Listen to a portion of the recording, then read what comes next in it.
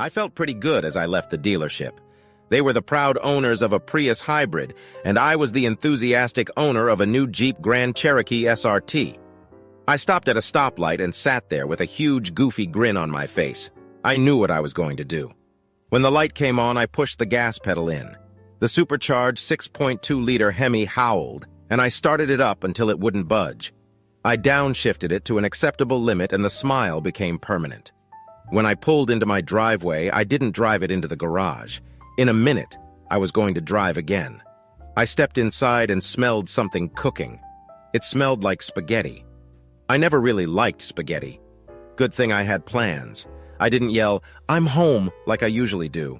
I just went upstairs, changed into my golf clothes, got my clubs out of the closet, and headed for the front door. Rachel came out of the kitchen as I was heading for the front door.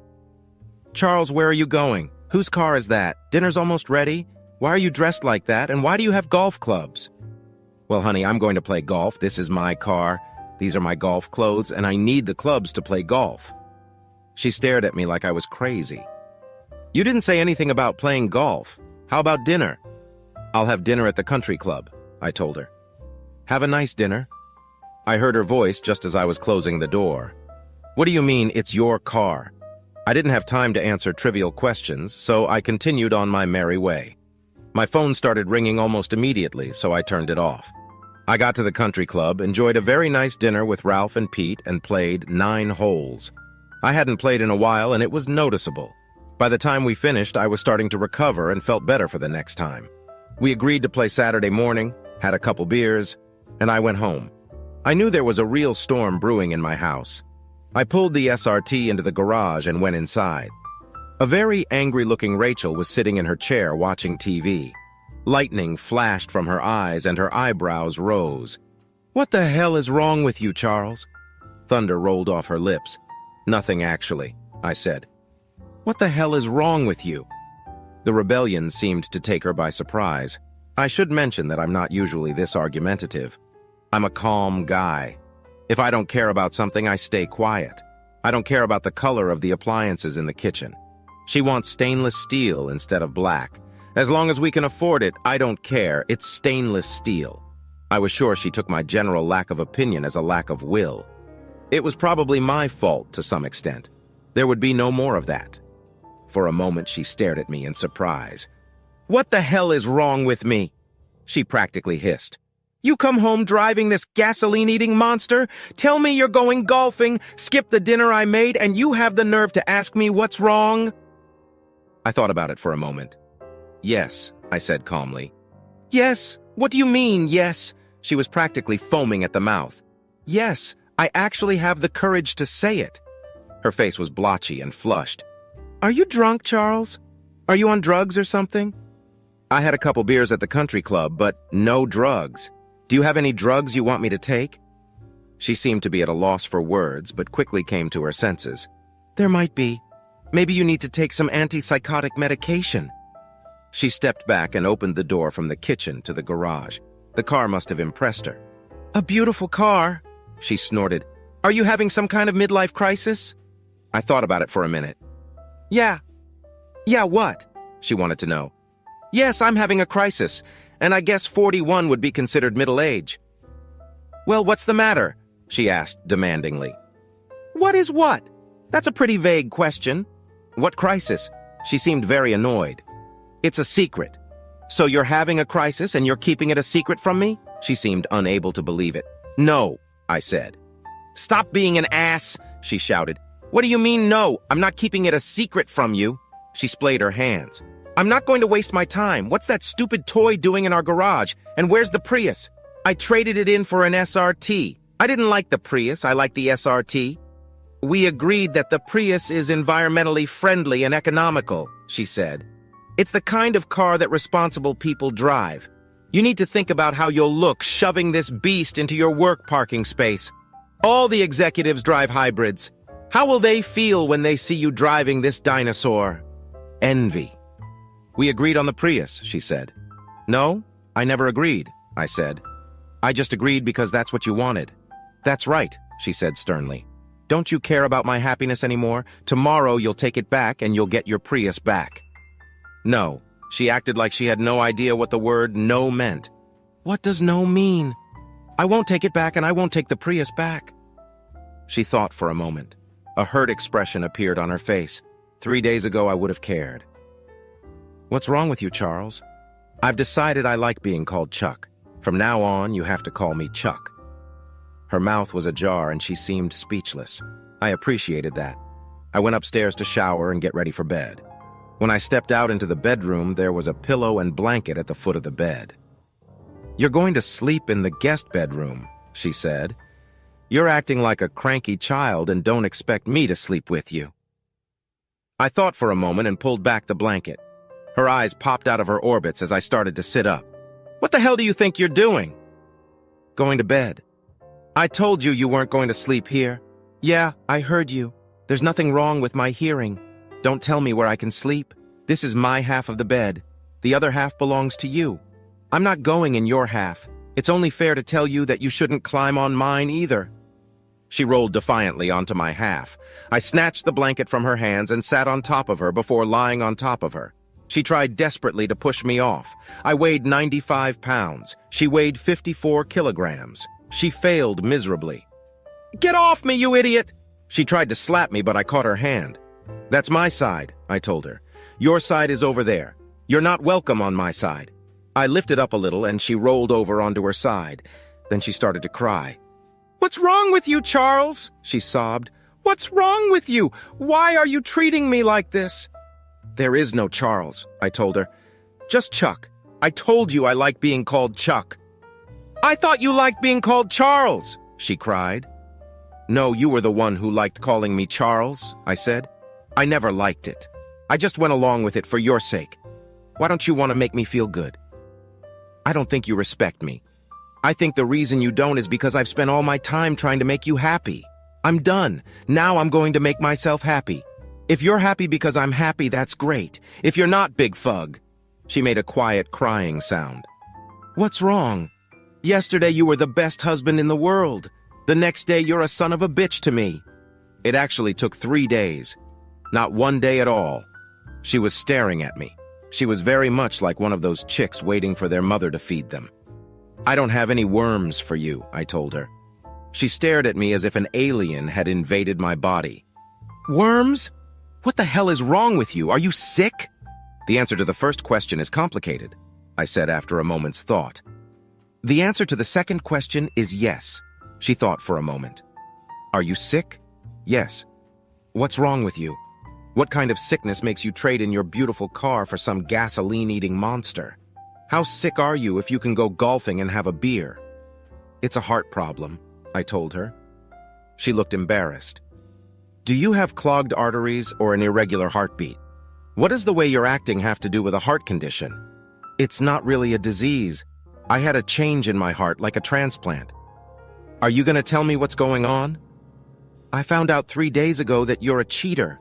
All that love in my heart died and was replaced by a heart just like yours. Now I care about me and I don't care about you. What did you call me? She demanded. Maybe you should consider getting your hearing checked. Did I stutter? No, you were very clear, she said. I don't know what bug is up your ass, but you'd better deal with it. You just accused your wife of being a cheating whore. I don't like to look at it as an accusation. It's more like a statement of fact, I explained. What the hell are you talking about? She was practically screaming. There's no need to yell, I'm right here, I said. I'm talking about your little date at the hotel with Alan and Marcy Baker. Her face went pale. What? How? I don't know what you're talking about. Do you know who the president is? What day is today? She just stared at me. Someone has a disturbing short-term memory loss, probably from a stroke.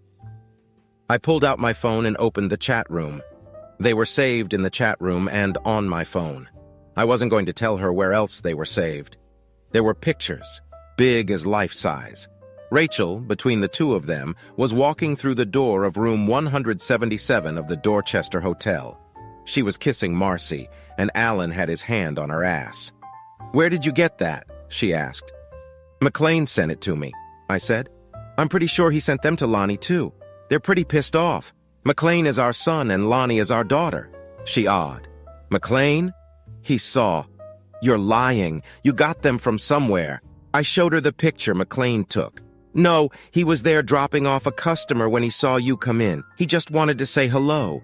Imagine his surprise at your little date. I like that word, don't you? It wasn't, oh God, it's, what are you going to do, Charles? Charles isn't going to do anything, I said. Chuck's already on the case. He's already organized fatal accidents for the three of you. She looked at me fearfully for a minute.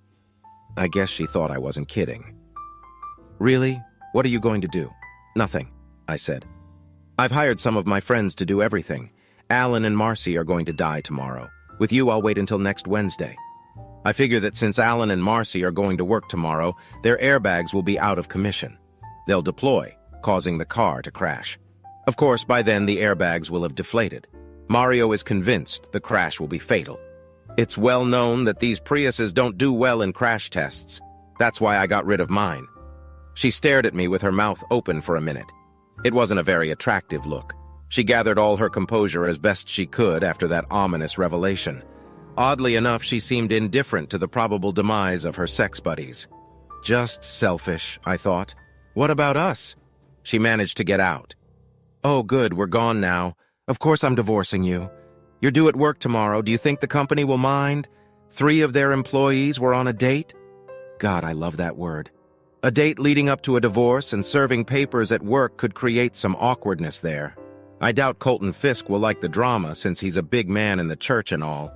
I wonder if Alan and Marcy will be allowed to have the funeral in the church. This caused Rachel to let out a strange, distorted squeal, sounding as intimidating as some peacocks at the zoo. I turned off my light. Good night, Rachel, I said. I wonder if I'll get both halves of the bed in the divorce. She threw herself on my half of the bed and clung to my back like a leech. I don't want a divorce, Charles, she sobbed into my back. I didn't answer. Charles? She pulled me tighter against her. Charles, I don't want a divorce. Silence. She looked over my shoulder. Charles? I looked at her. There is no Charles, I told her, and you're on my side of the bed. Then God damn it, Chuck, then. Chuck, I don't want a divorce. I rolled over to her. I didn't want a cheating whore as a wife either, but I got her even though I didn't want her. Funny how that works, huh? She didn't seem to have the same curiosity as me. Chuck, I'm so sorry, she said. It was just something I wanted to try. I was curious what it would be like to be with another woman. Me too, I said. Wow, are we so much alike? I was also under the impression that Alan was a man. Does anyone else know that he's not cisgender? Don't be ridiculous, she said. It was a threesome, but I didn't have sex with him, only with Marcy. Did he sit in the chair and watch? Not a cisgendered voyeur, pervert. He was doing Marcy while she was doing me, she admitted. Do you realize how ridiculous this conversation is? What possible fancy could have made you think in your wildest dreams that this was helping your cause? She hesitated for a moment, but couldn't seem to come up with anything plausible. I was going to give you the same thing, she finally squeezed out. The same thing. What does that mean? I asked. A threesome with me and Marcy, she said. You just told me you were interested in being with another woman. Marcy isn't the kind of woman I'm interested in, I said. I was thinking about the one who hadn't slept with half the men in town. Who were you thinking about? What the hell? Chuck was on fire. I might as well have been playing with her mind. Well, Lily was always at the top of my fantasy list, I admitted. My sister? She squealed. You asked me that, I reminded her. Lily was sexy as hell. Rachel was a walking wet dream. Lily was all of those things, but more. Blonde hair, brown eyes, a few freckles on the cutest little nose imaginable, and that body. She had the most beautiful shape. It was the kind of shape that just looking at it made your tongue go hard, not to mention other parts of your body. Her tits were big, round, and firm, and she had the most delightful ass on the planet. She exuded sensuality from every pore and made men do stupid things when she was around. She was 5 years younger than Rachel and me, had been briefly married when she was in her late 30s to an up-and-coming NFL player, but dumped the bum when he washed out, started drinking, and couldn't keep a job. When Rachel and I were dating, we were in college and Lily was in high school, and she had a crush on me. It was funny, and I loved the hell out of her, but I never took action. Yes, I felt the lust, but I wouldn't do anything even if I had the opportunity. I wondered if Rachel would really go for it. And more importantly, if Lily would. It didn't matter. Rachel was leaving me anyway, but this was a very good opportunity to drive her away. I could see the wheels turning in Rachel's head. "I'm not going to have a threesome with my sister," she finally said. I shrugged and turned to go back to sleep. The divorce went as smoothly as it could possibly go. Rachel fought it as hard as she could, but divorces can't be dragged out like they used to be. Most people know what happens in divorce, and it wasn't fun, but Chuck enjoyed life. How do you leave your beloved? Just take out the trash. Sometimes the trash objects to being taken out, but hey, it happens. I never got to have that threesome with Lily. I'm quite content to be paired up, though. The lush body of this cutie being the little spoon next to me doesn't even allow me to dream of a threesome.